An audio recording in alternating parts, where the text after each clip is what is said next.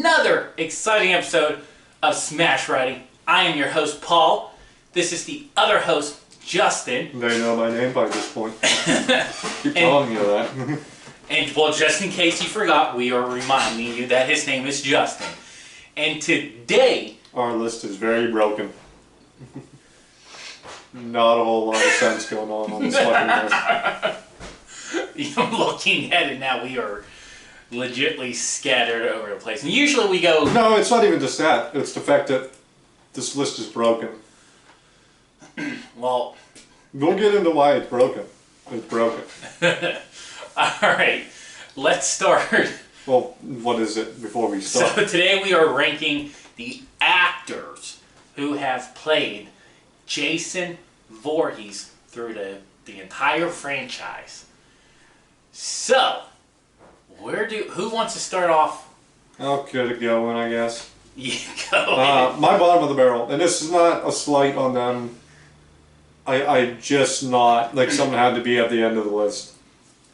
And part 5, Imposter Jason, played by Tom Morgan and John Hook. Those are the two that are credited for it when he's not masked.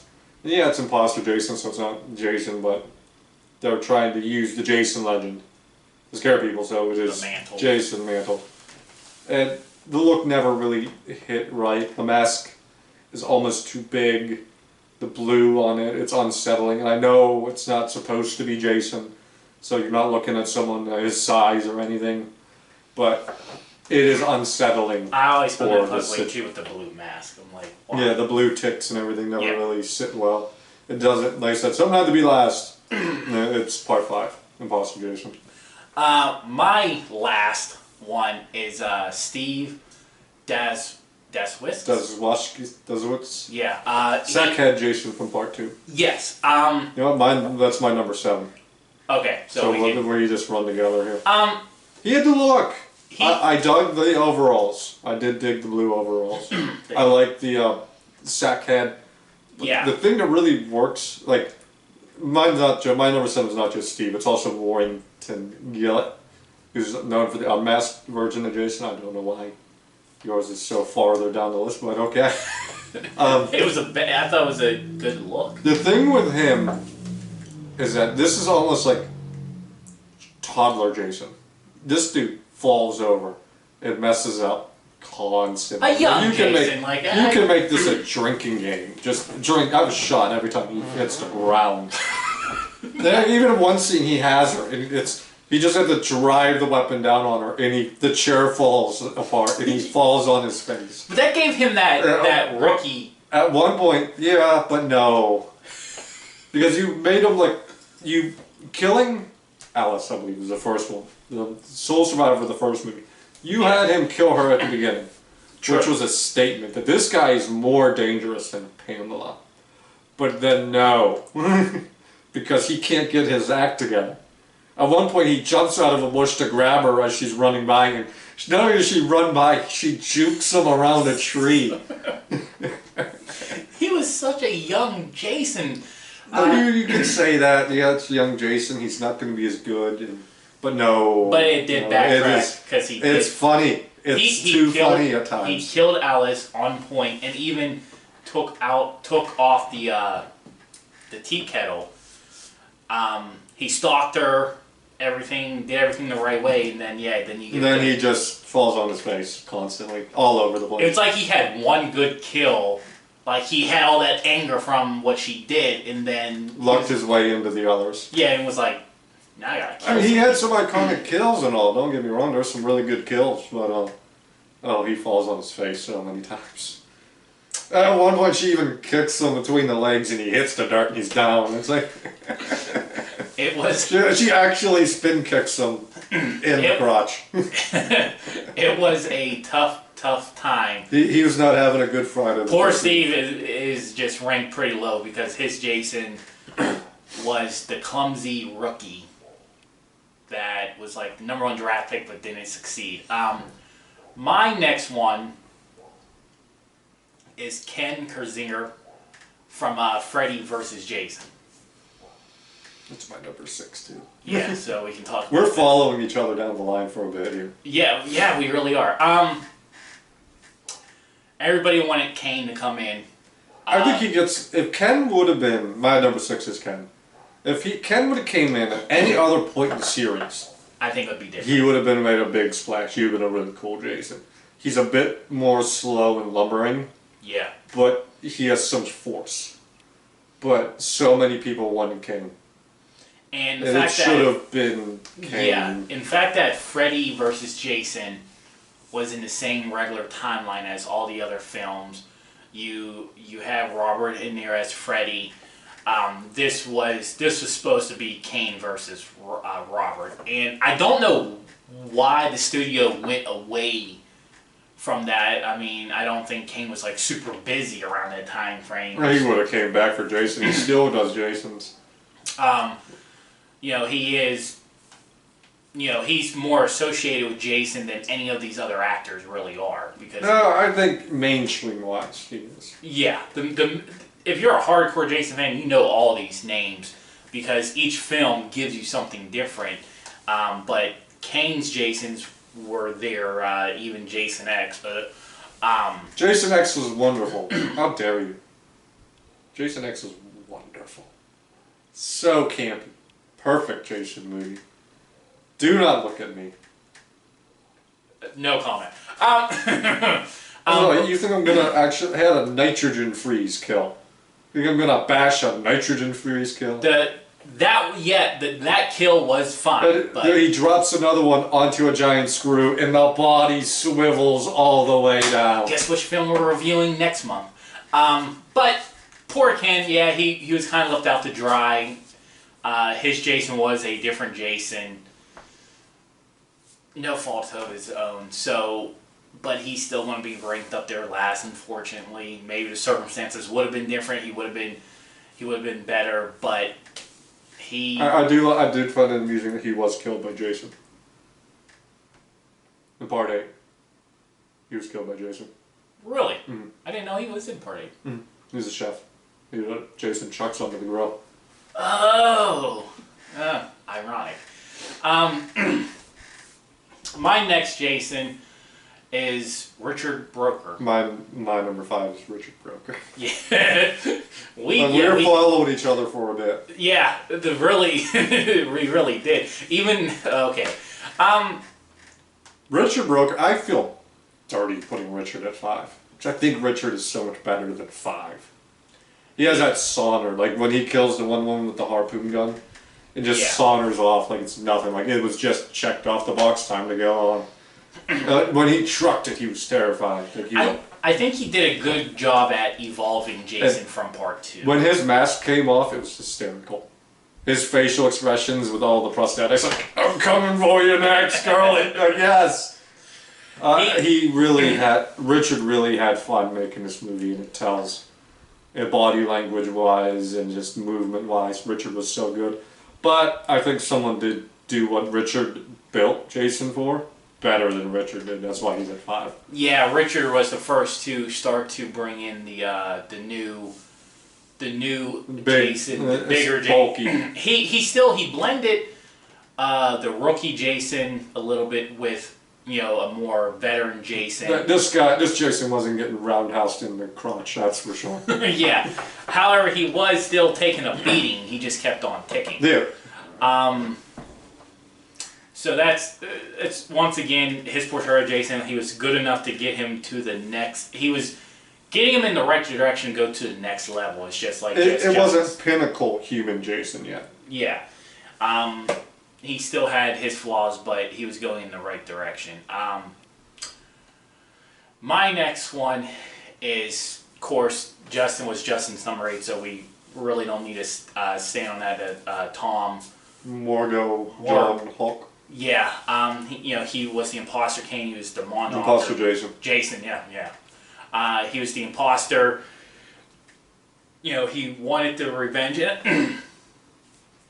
He does deserve credit that somebody, like in this part of the franchise, this was the 5th film, that he's like, okay, you got to do something different, Jason, if you're going to bring him back, because part 4 is called The Final Chapter the first time.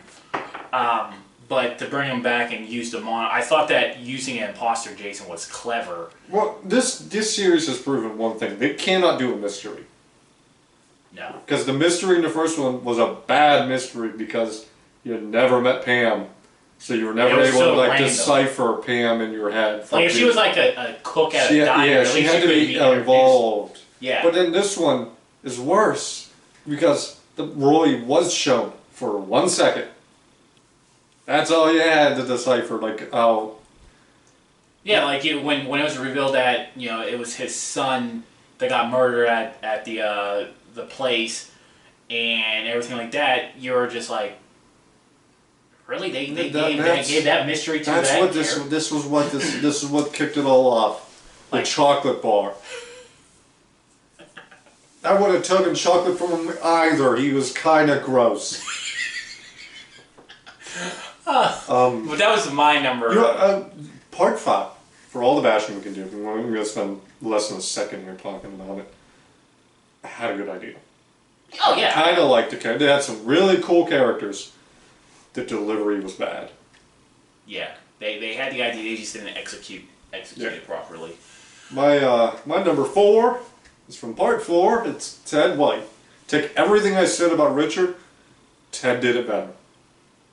I loved the little moments with Ted, like when he had Tommy and the sister trapped, and he's looking between the two, and he has to consciously make up his mind on which one he's going after.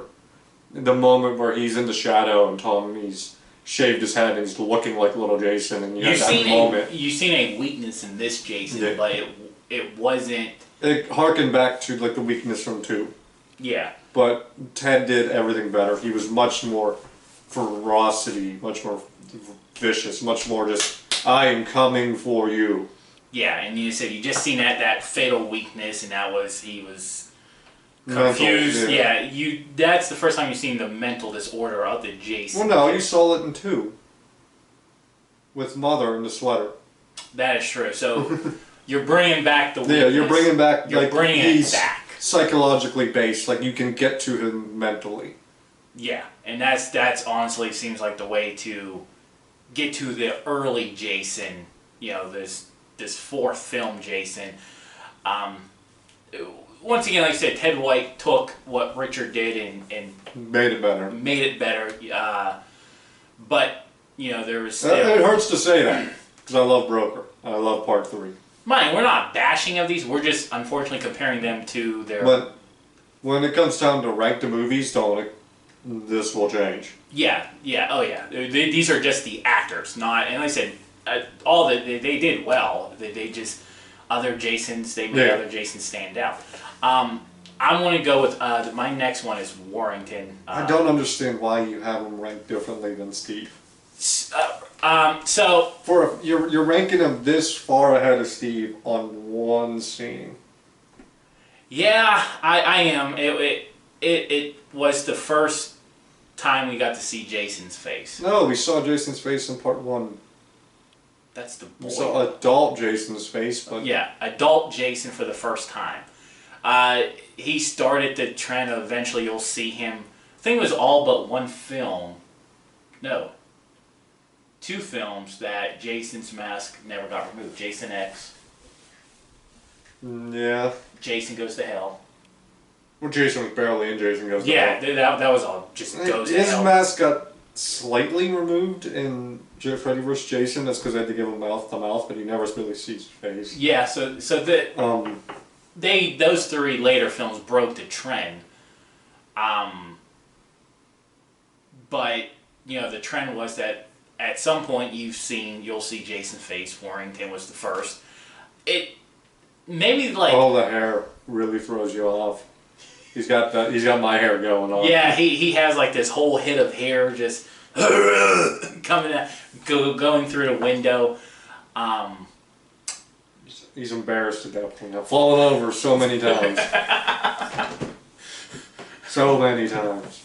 Damn it, Steve. It was a good eye-catching scene, so I don't understand why they used two different guys to do Jason. I guess maybe Steve didn't want to do the makeup part of it. I don't know. It's probably something so stupid, but that's what I did. Our next. Are we tied again? Yeah. Yes, CJ. CJ Graham. CJ Graham was almost number one. He was almost. I almost let my judgment go because I love Part 6 and I love this Jason. Part 6. First zombie Jason. Yep, the first zombie Jason. CJ set the bar for how zombie Jason is supposed to be done. It was raised, but CJ Graham was so good.